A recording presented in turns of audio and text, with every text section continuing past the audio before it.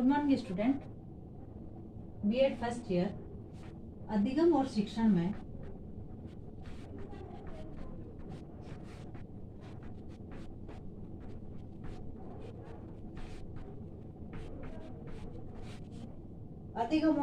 में आज हमारा टॉपिक है अधिगम अक्षमता वाले बालक प्रकरण।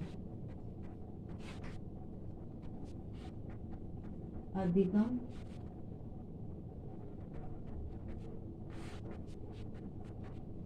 अक्षमता वाले बालक।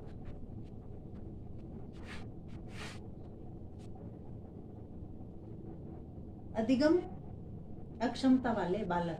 अब जो अक्षम जो बालक है इनके बारे में हम हमारे पहले वाले वीडियो में चर्चा कर चुके हैं कि अक्षम बालक किन्हें कहते हैं। यानी सामान्य बुद्धि लब्धि से जो जिन सामान्य बालकों की बुद्धि लब्धि से जो कम बुद्धि लब्धि वाले जो बालक होते हैं वह अक्षम बालकों के अंतर्गत आते हैं। अधिगम अक्षमता वाले बालक वे बालक होते हैं जिनकी बुद्धि लब्धि सामान्य बालकों से कम होती है। अधिगम अक्षमता वाले बालक कहलाते हैं। वाइस और वेलन इसके साथ जो अन्य जो विचारक थे आदि ने अधिगम न्यूनता के इस विशिष्ट क्षेत्र के लिए केवल उन बालकों पर अध्ययन पर बल दिया जो सामान्य रूप से कम बुद्धि लब्धि रखते हैं। यानी सामान्य बालकों से जिनके सीखने की जो क्षमता है वह कम होती है वह होते अधिगम अक्षमता वाले बालक।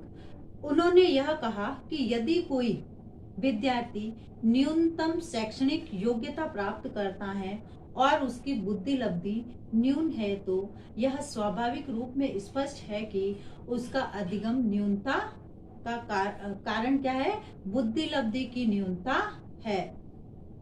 इस प्रकार के बालकों को अधिगम अक्षम बालक की संज्ञा प्रदान की गई है। सैमुअल कर्क ने इनको अधिगम अक्षय बालक इसलिए कहा है क्योंकि इनमें न्यूनतम मस्तिष्कीय क्षतिग्रस्तता, पढ़ने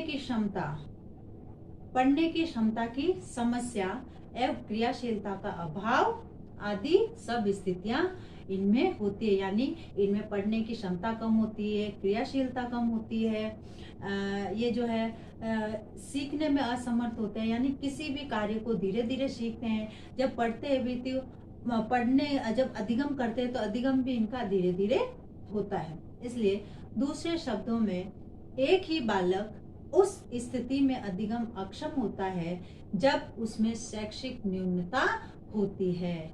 यानी अधिगम अक्षम बालक वे होते हैं जिनकी शैक्षिक न्यूनता सामान्य बालकों की अपेक्षा कम होती है।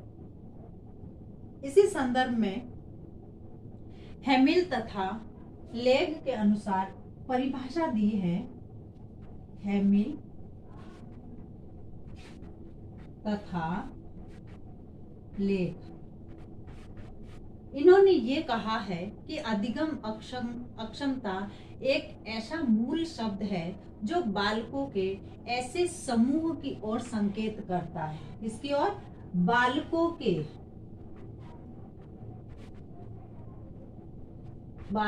के ऐसे समूह की ओर संकेत करता है। यानी जो बालकों के ऐसे समूह की ओर संकेत करता है जो सामान्य रूप से श्रवण सुनने में, वाचन बोलने में या पढ़ने में, अध्ययन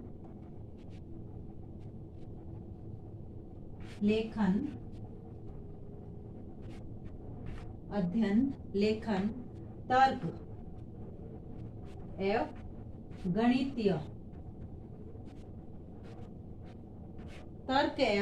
गणितीय आदि योग्यताओं में सार्थक रूप से कठिनाई का अनुभव करते हैं। यानी इस प्रकार के जो बालक होते हैं वह सुनने में, बोलने में, पढ़ने में, लिखने में और तर्क वितर्क करने में और गणितीय जो ज्ञान है, गणितीय आदि योग्यताओं में जो है सार्थक रूप से इनको कठिनाई अनुभव होती है। फिर श्रीमती आर के शर्मा के अनुसार उन्होंने ये कहा है, श्रीमती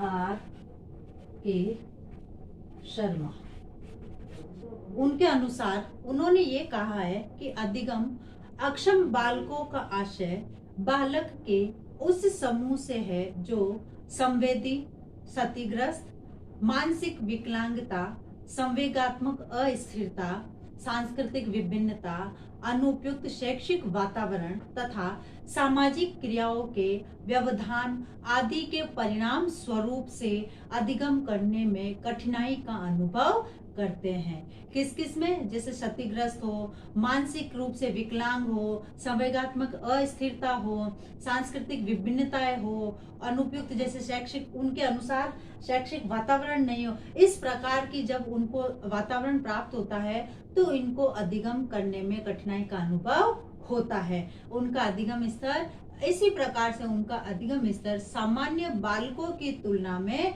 भिन्न होता है। तो इस प्रकार से अधिगम अक्षम वाले जो बालक है इनको जो है अधिगम करने में विभिन्न प्रकार की कठिनाइयों का सामना करना पड़ता है।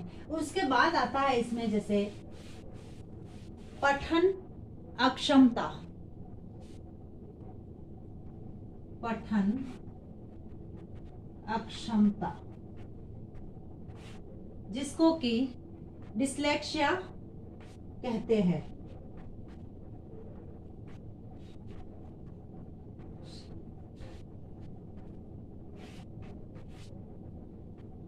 अब यह डिस्लेक्सिया जो है मस्तिष्क का ऐसा असंतुलन है जिसमें बालक को पढ़ने में तो कोई कठिनाई नहीं होती है, जिसमें बालक को पढ़ने में तो कोई कठिनाई नहीं होती है, परंतु लिखने में मानसिक कमी के कारण त्रुटि करते हैं, यानी कुछ न कुछ गलती करते हैं। यानी पठन अक्षमता वाले जो ये जो बालक होते हैं, यह डिस्लेक्सिया मस्तिष्क का एक ऐसा असंतुलन है जिसमें बालक पढ़ने में तो कोई कठिनाई नहीं करता, किंतु जब वह लिखता है तो लिखने में उसको मानसिक कमी के कारण गलती करते हैं और परेशानी होते हैं। इससे जो है बालक प्राय विविध प्रकार की त्रुटियां करता है।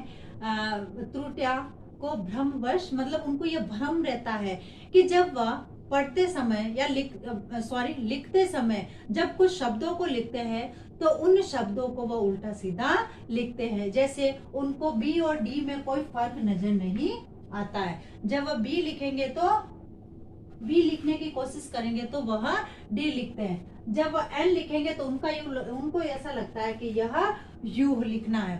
फिर जैसे एम और डब्ल्यू में फर्क नहीं कर पाते हैं, एम और डब्ल्यू में फर्क नहीं कर पाते हैं, बी और पी में फर्क नहीं कर पाते हैं। इस प्रकार के जो बालक होते हैं वह लिखते समय जो है इन शब्दों को इस प्रकार से लिखते हैं। जैसे कि आपने मूवी देखी होगी तारे जमीन पर, जो मूवी है उसमें जो बच्चा होता है उस बच्चे को इस प्रकार की कठिनाई होती है। जैसे वह जब शब्दों को लिखता है तो वो शब्द उसके दिमाग में उल्टे सीधे रूप में घूमते रहते हैं। उसी प्रकार से डिस्लेक्सिया जो है वह मस्तिष्क में असंतुलन के कारण बालक को पढ़ने में कोई कठिनाई नहीं होती किंतु लिखने में होती है। इसी प्रकार से जैसे वो कुछ शब्द लिखेगा, जैसे WHO हु लिखेगा तो उसको हाउ लिखता है, लोट्स को लोस लिखता है, शो को वाज लिखता है। इस प्रकार से इन शब्दों को वो है इस रूप में लिखता है। तो इससे स्पष्ट होता है कि अधिगम अक्षमता बालकों में अनेक आंतरिक एवं बाह्य कारणों में के प्रत्यक्ष एवं अप्रत्यक्ष प्रभाव के कारण उत्पन्न होती है, जिसके परिणाम स्वरूप बालक का अधिगम स्तर सामान्य बालकों की तुलना में भिन्न होता है। क्योंकि जब बालक किसी भी चीज को अच्छे तरीके से सीखेगा नहीं, पढ़ेगा नहीं, लिखेगा नहीं, तो वह सामान्य बालकों की तुलना में जो है निम्न होगा और उसकी बुद्धि लब्धि भी कम होगी। अब आज का आपका गृह कार्य,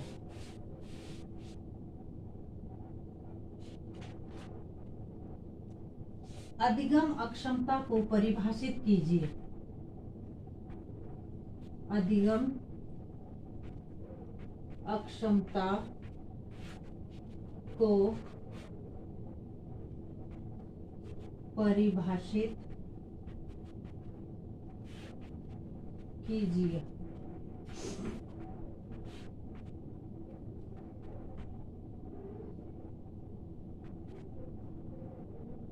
अब एक विशेष बात, जैसे कि हम सभी जानते हैं कोरोना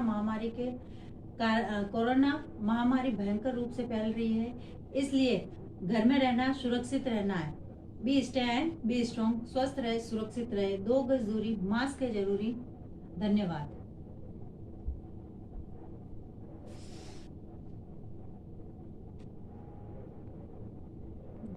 क्यों हो रहा है?